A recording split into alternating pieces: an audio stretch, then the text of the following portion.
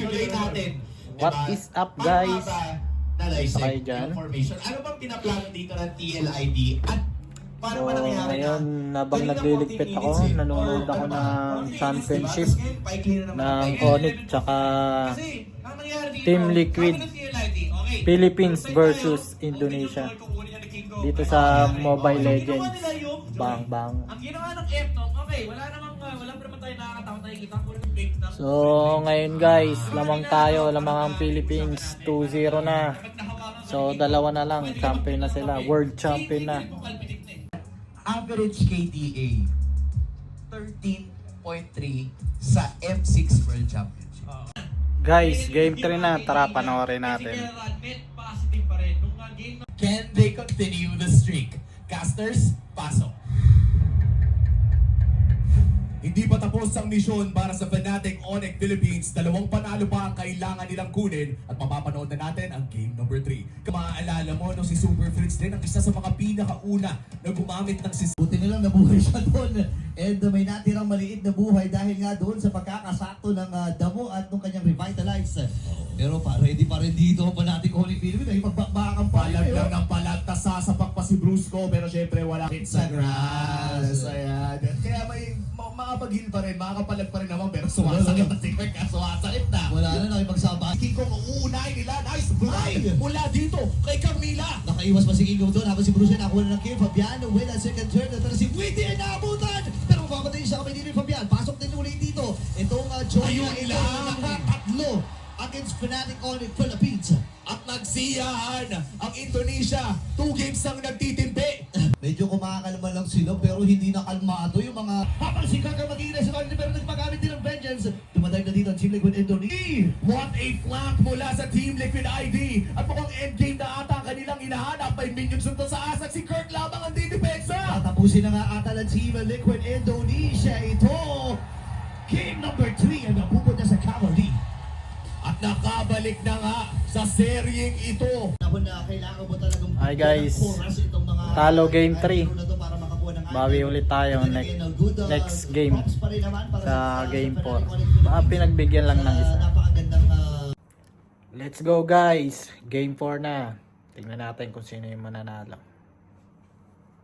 Ang dinabas nila. Oo nga, ito na yun eh. Imaginein mo, let's see kung paano sasalubungin dito ng fan ng Team Liquid Indonesia. Kasi parang hindi na nagbibiro ang parating Onyx Philippines. Diyan na sumikat si King Kong eh. During his days in TNC Pro Team. Dito natin nakilala si King Kong with a joy. Nabanggit din din kanina pinapagana ng mga PH players. Pero ngayon, sino ang makakakuha at gagana doon sa unang pagod. King Kong? King Kong na dito rin. Nagkapit niya Princess Run. Wow! Humakuha na muna pagod. Naglaban rin habang mamatay. Courtesy of Kirk. Winnie? Pasok din si Brusco dito. And si Winnie, tinitibayan na lang ang kanyang sarili. Pero hindi niya kakayanin. Ang kanya pagkatapos, 2v1. Pero mukhang makakalabang pa ata siya. Fabian, isang dash ka na lang. Okay. Sabi nga sa mga Pilipino movies, makakatakas ka na. Oh, pinapatakas kita pero hindi ikaw. Number 1 na yan sa 7 utang pa sa'yo.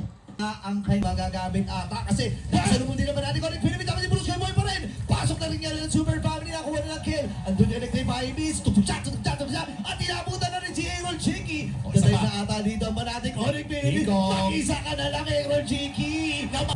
At gustong-gusto na bumalik. King Kong pumasok sa 3. Pumasok na nga kagad pero buhay pa rin naman siya dito, Super Prince. And this time, sige na nakuha na nga ng Torre doon sa may matang itaas. Wow! Natin ko rin Philippines sa kapit ng Blaze, duwin din rin Chicky pero sa germs lang. Kailangan niyang lumayo doon. Imaginein mo yung patakas na Blazing. At ayan na nga, Team Liquid. Ay! Nahanap pa nga, pinasok pa doon sa likod. Oh my gosh! Ito na yung mga beats mula kay King Kong. Agad dito ni King Kong, hinahawakan lamang niya. Pero nakaredy na yung Fnatic Onyx Philippines! Nakuha kill dito si Caroline, papasok na yung Fnatic! And this time si Bruce yung ipadalikuran. Pasok din si Fabian. And this time may mamamatay si Weedy. Kaya sa kanya nakadalawa na BMI. And this time, Fnatic Onyx Philippines, match point na! Traming action na ipinamalas dito ng Fnatic Onyx Philippines. Guys, game 4, panalo, 3-1 na. One sure win na lang. Champion na. What's that? Hey! What's that? Fnatic na pressure cooker right Guys, now. Talagang Game 5 mainit na. ang mata Mukhang sa kanila. sure win na to Just ah. given the fact that, you know, Tingnan natin they were maya-maya lang. thinking, they've had a lot of Drafting strategies na in eh. mind. Pero so far, hindi gumana. You had a Lillian game number 1, and then the Pinaghandaan nila yung F-Top. May gumana namang isa. Kaso after that last game, medyo mawawala ka ng pag-asa kasi Shit, I hear a lot of names, and this is to be the Iritel. Probably a winning lineup here para sa Fnatic Onyx Philippines, mga kababayan. Isa na lang ang ating iniintay. Ang katanungan ay kung makukuha ba ng Fnatic Onyx Philippines ang larga na ito. Ang sigaw ng madla ay isa na lang. Champion na tayo ng M6. Ang sagot ay malalaman na natin ngayon. Casters, pasok. Magkakaalaman na nga dito sa 4th game. Ito, ladies and gentlemen, game number 5. Ayan na nga.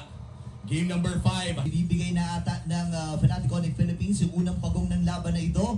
Pero kasi Fnatic Onyx Philippines, ang pinakaunang pagong ibinigay nila. Ang tanong, yung pangalawa ay makukuha kaya? okay, ang baba na ng buhay ni Brusco dito habang naging Sanson pinilit pa! Kick away na turtle! Nakuha na si Pagkakas, kailangan si Eric Cherry, sige mamamatay din. River manipulation from Super Prince. At si Don, naka-double kill na dito, kagad dito si Kera. Wow! Si Kern, natamba pa itong si Ezekiel. Napop na naman yung kanyang flicker dito at si Kera ay nakikipagsabayan na dito kay Fabian. Buhay pa rin siya, pero hindi papayag ang Super Family na makakatakas lang basta-basta si Fabian. Wala nang quad shadow si Idol. Wala na. Nakakalimutan ka na. At mukhang may ito. Sabayan siya dito sa 4 na miyembro. Actually, 5 miyembro Wow! ng Team Liquid. Nakaiwas din. Pero mabibitbit siya dito. Yung kalahati na to kalahati na. Oo, kalahati na agad ng Lord si Ezekiel. Ang kailang uunahin. Makakapag-back up. Pero si Superfits ang unang nawala. Ako naman rin nakakit. 4v5 magilaban dito si Kurt. Bumaba na yung primer. Metro gamit na. Ang si Kera, pipirihin. Wow! Dito sa likod. Napakatapang talaga ni Kera. Pero pipigyan siya. Nakumuna ng Team Liquid Indonesia. Tara sila. Iconic Philippines na bigla kagad dito si Willie. Buhay pa rin naman. Abang primer na nagamit na dito yung Kikong. Shadow kill. Pinagsaluan ng Wow! na Fnatic Onyx Philippines ngayon. Tumpa si Ezekiel. Si Ezekiel. Si Emil Fabian. Ngayon na wala na. Bandang ibaba. At may Winter's Crown na nga rin dito si King Kong. Mukhang magpupush pa sila pero yung blessing ay nandyan pa rin. Aray. Nag-aantay na lamang ng ultimate sa Fnatic Onyx Philippines. Pero nandyan ang wave clear ng Team Liquid ID. Makakahinga pa. Pero si Kera, grabe naman, napakalarim, mirror manipulation. At si Ezekiel ay napaatras na nga rin lang. Pasok dito si Fabian, pero makakalabas ba? Yes, sir! Kaya lang, not for long, kasi si Kera ay nakapana pa. Sinundan ng pa namin, homing yan! Oh my God! Sinusundan ka pabalik, men! Anong ganon, boss?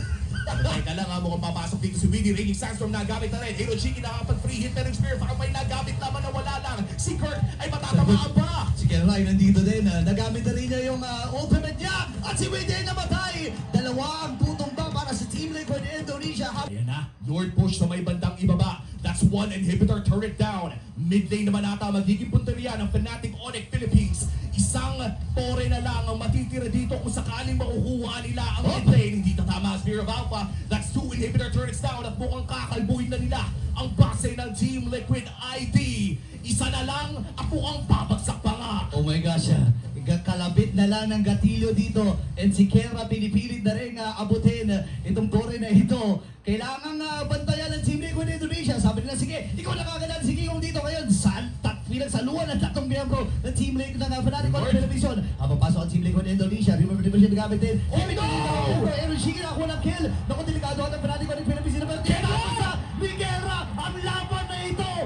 At Kera, kalma muna. Wait lang, may mga minions pa sila nakasama dito. At ang kasaysayan Ang lupit talaga ni Kendra. Fnatic Onyx Philippines. Lakas ng Pinas pa rin ang mananaig. The 5 beat is secured. Ito ang lakas ng Pinas! Fnatic Onyx Philippines!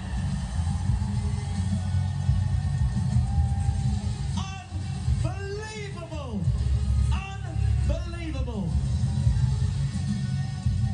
The 5th straight trophy for the Philippines! Featuring a mythic dragon motif. Again, we have the silent but deadly EXP laner. They are rewatch, the Dream Watch. Rising to be the best as only they can.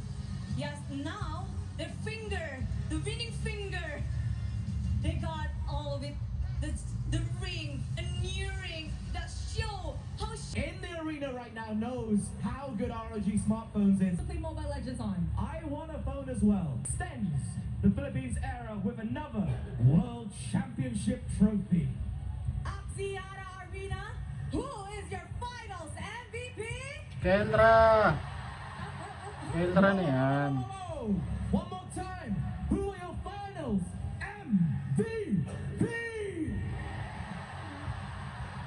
Kendra talaga. Is it? We're gonna find out in just a moment. We have to invite somebody else up. To present this award, we have Miss Ellie Chen back on stage to present the M6 Finals MVP Award. Yes, the M6 World Champions Finals MVP is... Kendra talaga si Michelle.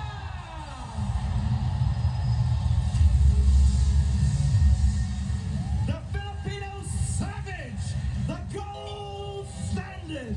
Now, the M6 Finals MVP. Kano's development not only as a player, but as an individual is unmatched.